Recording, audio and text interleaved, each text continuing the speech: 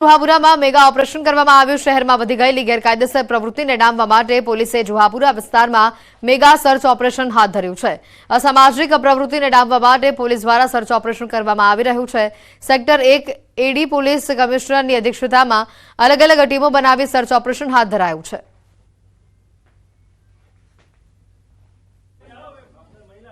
आज रोज जुहापुरा फतेवाड़ी और वेजनपुर विस्तार में पुलिस द्वारा सघन कोम्बिंग आयोजन करवामां आवे छे। तेमां 3 जीसीपी 5 एसीसी અને પોલીસ અધિકારી અને કર્મચારી સાથે 400 જેટલા સ્ટાફ અત્યારે પેટ્રોલિંગ કરી રહ્યા છે। એમાં પોલીસ ઇન્સ્પેક્ટરની આગેવાનીમાં 10 ટીમો બનાવી છે અને જુદા જુદા દિશાથી એ તમામ જે ડિસ્ટ્રીબ્યુટર છે, બુટલેગર છે, એનસીઆર છે, એનડીપીએસ ડ્રગ્સના જે આરોપીઓ છે એને અત્યારે ઘરે ઘરે જઈને ચેકિંગ કરવામાં આવી રહી છે। અત્યારે પોલીસ દ્વારા સઘન વાહન ચેકિંગ કરવામાં આવી રહી છે, જેમાં વાહનમાં કોઈ છરી ચપ્પા કે દારૂ કે એવી કોઈ વસ્તુ હોય એના વિરુદ્ધમાં તાત્કાલિક ગુનો દાખલ કરવામાં આવશે। નર્મદાના સાગબારા તાલુકાના ખોચરપાડા ગામની પ્રાથમિક શાળાને ગામ લોકોએ ફરી તાળાબંધી કરી। સ્કૂલના શિક્ષિકા નૈનાબેન તડવી ક્લાસમાં બેસી રહે છે અને વિદ્યાર્થીઓને અભ્યાસ ન કરાવતા હોવાનો ગામ લોકો આક્ષેપ કરી રહ્યા છે। વધુમાં આ શિક્ષિકા ગામ લોકો સાથે ખરાબ વર્તન કરતા હોવાનો પણ દાવો કરાયો છે। શાળાને તાળાબંધી કરાતા 74 બાળકો અભ્યાસથી વંચિત બન્યા છે। જો કે ગામ લોકોએ શિક્ષિકાની બદલી ન થાય ત્યાં સુધી શાળા બંધ રખાશે તેવું જણાવ્યું છે। સ્થાનિકોએ અગાઉ 2 સપ્ટેમ્બરે પણ સ્કૂલની તાળાબંધી કરી હતી।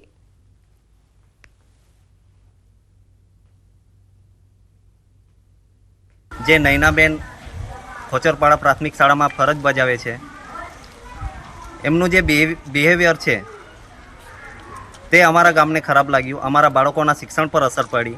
આજ બાળકો એમના ક્લાસમાં બેસવા માંગતા નથી અને ક્લાસ ખાલી હોય છે। આ 3 મહિનાથી પ્રશાસન કેમ નથી જોતું એ વસ્તુને કે 3 મહિનાથી એ બેન બેસીને પગાર લે છે। અમારા ગામનો આ પ્રશ્ન લગભગ 5મી સપ્ટેમ્બરથી ઊભો થયો છે। ત્યારથી અમે પ્રશાસનને રજૂઆત કરી છે, તેમ છતાં કોઈ જ નિરાકરણ આવતું નથી। એટલે હવે અમે બધા ગામ લોકો સાથે મળીને એવો નિર્ણય કર્યો છે કે આ નૈનાબેન જે વસાવાની બદલી જ્યાં સુધી કરી ના આપે ત્યાં સુધી અમારી સ્કૂલને તાળાબંધી રહેશે। જૂનાગઢમાં અંબાજી ભવનાથ મંદિરની ગાદીનો વિવાદ હજી પણ થમ્યો નથી અને ત્યાં આપાગીગીની જગ્યા સત્તાધારનો વિવાદ છે તે સામે આવ્યો છે। સત્તાધારની જગ્યાના મહંત વિજય બાપુ પર તેના સગા ભાઈ નીતિન ચાવડાએ વ્યાભિચાર અને ગંભીર આરોપ લગાવ્યા છે। ત્યારે મહંત વિજય બાપુએ તમામ આરોપોને ફગાવ્યા છે અને મીડિયા સમક્ષ જણાવ્યું હતું કે તમામ આરોપો પાયાવિહોણા છે। અમે સનાતન ધર્મના ખુલ્લા મેદાનમાં સેવા કરીએ છીએ। અમારો કોઈ ઉદ્યોગ ધંધો નથી, અમારી કોઈ એવી નીતિ કે વ્યવસ્થા નથી। અમારી સંસ્થા 250 વર્ષની છે અને જે પૂર્વાશ્રમના સંબંધોને લઈ આજે એ જ પ્રલોભનથી લઈ પોતાનું વર્ચસ્વ ઊભું કરવા માટે અથવા તો કોઈના વિચારોમાં તે આવી વાતો કરે છે અને તેને કંઈક પીડા હશે તે સમાજને ગેરમાર્ગે દોરવાનું કામ કરી રહ્યા છે। એવો કોઈ ભ્રષ્ટાચાર અમારી પાસે કોઈ એવો ઉદ્યોગ નથી મલ્ટીપ્લેક્સ કે અમે એના ઉપર અમે ચાલી। આકાશી રોજી ઉપર અમારી સંસ્થા ચાલે, શ્રદ્ધા ઉપર અને સમર્પણથી। અહીંયા કરોડો રૂપિયા કેવી રીતે હોય? ક્યાંથી કરોડો રૂપિયા આવે છે? કરોડો રૂપિયા એમને કોઈ આપી દે? અત્યારે ગવર્મેન્ટના એટલા રૂલ્સ રેગ્યુલેશન ચાલે છે, તો એમાંથી કેવી રીતે 10-10 રૂપિયાથી અમારી આ સંસ્થાની આજીવિકા આવે છે, આ રોજીરોટી ઉપર। એના જે આક્ષેપો છે એ એકદમ બ્રીફિંગ વાળા છે, દબાવી દેવાના છે, વર્ચસ્વ ઉભું કરવા માટેના છે। પોતાની વાત સમાજમાં ખોટી બિહેવિયર કરી અને સમાજને ગેરમાર્ગે દોરવાની વાત છે। આપ મીડિયાના માધ્યમથી આપને ખબર છે, આ વર્ષોથી આવો છે અહીંયા। એવો અમારો શું ઉદ્યોગ છે અહીંયા? અમે એવી હું ફેસિલિટી વાળું જીવન જીવીશ। એના અંદર પણ એનો પણ કોઈક માર્ગદર્શક હશે। એ વ્યક્તિ આજે આવો દાવો કરે છે મીડિયાને કે ગવર્મેન્ટને કે કઈ પણ બાબત ઉપર લઈને, એ પાયાવિહોણા આક્ષેપો છે, એકદમ પ્રલોભન અને એને કાંઈક લાલચ છે, કઈ પણ એ સમય જતા અમે આપશું। જૂનાગઢના પૌરાણિક ઇન્દ્રેશ્વર મહાદેવ મંદિરના રસ્તે એક ગેટના નિર્માણની કામગીરી હાથ ધરવામાં આવી।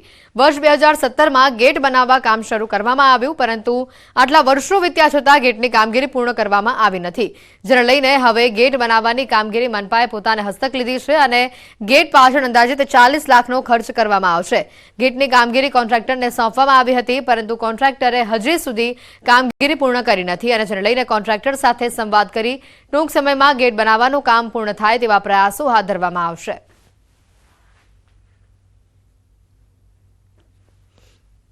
અહીંયા ઇન્દ્રેશ્વર મહાદેવના નામનો એક ગેટ બનાવવામાં આવવાનો હતો, પણ એનું કામ હજી પૂર્ણ થયું નથી. અત્યારે 70% જેટલું કામ પૂરું થયું છે અને બાકીનું 20% જેટલું કામ બાકી છે, જેની ખર્ચો અત્યારે 39 લાખ રૂપિયા જેવો હતો, પણ હજી પૂરું નથી થયું. કામ જે છે આ પૂર્ણ નહીં થતા કોર્પોરેશન દ્વારા આ કામને પોતાના બજેટમાં સમાવેશ કરવામાં આવ્યું છે અને પોતાના બજેટમાં આ કામ માટે લગભગ 40 લાખ રૂપિયાની જોગવાઈ કરવામાં આવી છે. અમારા દ્વારા કોર્પોરેશન દ્વારા કોન્ટ્રાક્ટરને વારંવાર સંપર્ક પણ કરવામાં આવે છે અને એને સમજૂત કરવામાં આવે છે કે જે રિમેનિંગ વર્ક જે છે 10% આ લગભગ પૂરો થઈ જાય તો જે તે સમયના પ્રવર્તમાન જે રેટ અને ટેન્ડરની શરતો મુજબ જે છે આનું પેમેન્ટ કરી શકાય. વડોદરાના સાંસદ ડોક્ટર હેમાંગ જોશીને મોટી રાહત મળી છે. સાંસદ સામે થયેલી પિટિશન હાઈકોર્ટે રદ કરી છે. પ્રતિસ્પર્ધી ઉમેદવારે પિટિશન દાખલ કરી હતી. પ્રતિસ્પર્ધી ઉમેદવારે the representation of the people act મહંત વિજય ભગત સામે વ્યાભિચારના આક્ષેપો કરવામાં આવ્યા હોવાની માહિતી સામે આવી છે. નીતિન ચાવડાના ઘરે વિસાવદર પોલીસ પહોંચી હોવાના મોટા સમાચાર સામે આવી રહ્યા છે. ભાવનગરથી સમાચાર સત્તાધારના મહંત સામે મોટા આક્ષેપને લઈને વિગતો આવી રહી છે. મહંત વિજય ભગતના મોટા ભાઈએ આક્ષેપો કર્યા હોવાની માહિતી સામે આવી રહી છે. ભાવનગરથી આ ઘટનાના દ્રશ્યો. સત્તાધારના મહંત સામે મોટા આક્ષેપને લઈને સમાચાર. મહંત વિજય ભગતના મોટા ભાઈએ આક્ષેપો કર્યા હોવાની માહિતી સામે આવી છે. મહંત વિજય ભગત સામે વ્યાભિચારના આક્ષેપો કર્યા હોવાની વિગતો સામે આવી રહી છે. વિસાવદર પોલીસ સમગ્ર મામલે તપાસ કરી રહી છે. તો આ સાથે જ સત્તાધારના મહંત સામે જે આક્ષેપો છે તેને લઈને પોલીસ તપાસ કરી રહી છે. નિવેદનમાં ઘણા લોકોને માર્યા છે એનું આપણે વિસ્તૃત એનું વર્ણન કર્યું છે. એ અપેક્ષા છે કે એના બધા ગોરખ ધંધા બંધ કરી દે, ધાક ધમકા પણ બંધ કરી દે. એની દુઃખ તિરક મારી પર ઘણી બધી છે. એના જે કૌભાંડો મારી ભેગો 14 વર્ષ રહ્યો છે માણા, મેં એને જ ભણાવ્યો છે. એ જગતના પડ ઉપર ખોટું બોલે છે. મારા ફાધરે એને 1 રૂપિયો નથી આપ્યો. હું નોકરી કરતો તો મેં જ એને ભણાવેલો છે. મેં એની પાસે પૈસા માંગ્યા હતા, ભાઈ તું મેં તને ભણાવ્યો છે, તું મને પૈસા આપી દે. ટ્રાફિકનો નિયમ કરતી પોલીસ જ વાહનો રોડ ઉપર મૂકીને નિયમને ભંગ કરતી જોવા મળી છે. પોલીસે ડિટેન કરેલા વાહનોના પોલીસ સ્ટેશનની બહાર જ ખડકલો કરી દેવામાં આવ્યો. સયાજીગંજ, ફતેગંજ અને છાણી પોલીસ સ્ટેશનની બહાર વાહનોનું જમાવડો જોવા મળ્યો. પોલીસ સ્ટેશનની બહાર ખડકેલા વાહનો અન્ય વાહન ચાલકો માટે અડચણરૂપ બની રહ્યા છે. સયાજીગંજ પોલીસ સ્ટેશનની સામે જ રોડને નડતરરૂપ વાહનોનો ખડકલો જોવા મળ્યો અને જેના કારણે ટ્રાફિકથી ધમધમતા રોડ પર વાહન ચાલકોને મુશ્કેલી પડી રહી છે. સરકાર ગુનામાં પકડાયેલા વાહનો મૂકવા માટે અલગ જગ્યા ફાળવે તેવી નાગરિકો અપીલ કરી રહ્યા છે.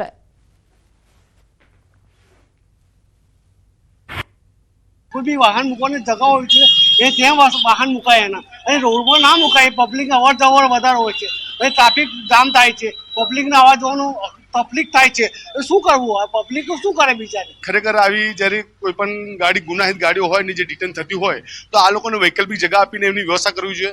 અત્યારે તમે જો કે જે પ્રમાણે ગાડીઓ બધી મેઇન રોડ પર પડી છે, ઘણા બધા લોકોને આવતા જતા અડચણરૂપ થાય છે. અને ખરેખર તંત્રને તો એક વાત કરી કે અત્યારે તમે દબાણની પાછળ લોકોના લારી ગલ્લા પણ ઉઠાઈ રહ્યા છો, તો આ તો ખૂબ ગંભીર વિષય છે. અને આ મેન મુખ્ય માર્ગ હોવાથી અહીંયા લોકોને ઘણી બધી ગાડીઓ અડચણરૂપ થઈ રહી છે. તો આનું વહેલી તકે નિવારણ આવે એ જ હું પોલીસ પાસે તો માંગતો કરીશ. વડોદરા શહેરમાં ટ્રાફિકની સમસ્યા માથાનો દુખાવો સમાન સાબિત થઈ રહી છે. ત્યારે ટ્રાફિકનું ભારણ ઘટાડવા માટે વડોદરા મહાનગરપાલિકા દ્વારા રસ્તા પરથી દબાણો દૂર કરવામાં આવી રહ્યા છે. તો શહેર ટ્રાફિક પોલીસની વાત કરીએ તો શહેર ટ્રાફિક પોલીસ દ્વારા જે રસ્તા પર આડેધડ પાર્ક થતા વાહનો છે તેમના ચાલકોને દંડ ફટકારવામાં આવી રહ્યો છે. પરંતુ આજ વડોદરા શહેર પોલીસ જે છે તે રસ્તા પર આ રીતે દબાણો જે છે તે કરી રહી છે. આ દ્રશ્યો તમે જે જોઈ રહ્યા છો તે સયાજીગંજ વિસ્તારના દ્રશ્યો છે અને અહીંયા જોઈ શકાય છે કે પોલીસ દ્વારા ડિટેન કરવામાં આવેલા જે વાહનો છે તે રસ્તા પર ખડકી દેવામાં આવ્યા છે. પોલીસ દ્વારા જે વાહનો પાર્ક કર્યા છે તેમના દ્વારા અડધો રસ્તો જે છે તે રોકી લેવામાં આવ્યો છે. અને સામે પણ જોઈ શકાય છે કે આ સયાજીગંજ પોલીસ સ્ટેશન છે અને પોલીસ સ્ટેશનની બહાર રસ્તા પર જ જે પોલીસની વેન હોય છે અને પોલીસ કર્મચારીઓના વાહનો છે તે પાર્ક કરવામાં આવતા હોય છે. પોલીસ સ્ટેશનમાં પાર્કિંગની વ્યવસ્થા છે, ત્યાં 2 વ્હીલર પાર્ક જે છે તે કર્મચારીઓ કરતા નથી અને રસ્તા પર જે વાહન પાર્ક છે તે કરી દેતા હોય છે. એટલે ટૂંકમાં કહીએ તો જે સામાન્ય નાગરિક આ રીતે પોતાનું વાહન પાર્ક કરે તો ક્રેન આવે છે અને વાહનો ઉઠાવી જાય છે. પરંતુ જે ક્રેનના ચાલકો છે તેમાં ફરજ બજાવતા કર્મચારીઓ છે તેમની પોલીસના વાહનો ઉઠાવવાની હિંમત જે છે તે ચાલતી નથી. અને બીજી વાત કરીએ તો જ્યારે દબાણોની વાત હતી ત્યારે આજ શહેર પોલીસે રસ્તા પર પાર્ક કરેલા આ પ્રકારના જે વાહનો છે તે મોટી માત્રામાં ડિટેન કર્યા હતા. પરંતુ સયાજીગંજ પોલીસ સ્ટેશન બહાર ફતેગંજ પોલીસ સ્ટેશન બહાર, છાણી પોલીસ સ્ટેશનની બહાર, એટલે કે આ રીતે જુદા જુદા પોલીસ સ્ટેશનોની બહાર જે વાહનો ગેરકાયદેસર રીતે પાર્ક કરવામાં આવે છે તેની સામે કોઈ પણ જાતની કાર્યવાહી જે છે તે કરવામાં નથી આવી રહી.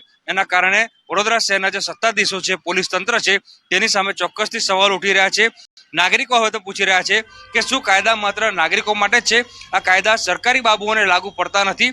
એટલે આજે વડોદરા શહેર છે તેના સત્તાધીશો છે, પોલીસ અધિકારીઓ છે, તેમની બેવડી નીતિ જે છે તે અહીંયા છતી થઈ રહી છે. હાર્દિક દીક્ષિત, ન્યૂઝ 18 ગુજરાતી, વડોદરા.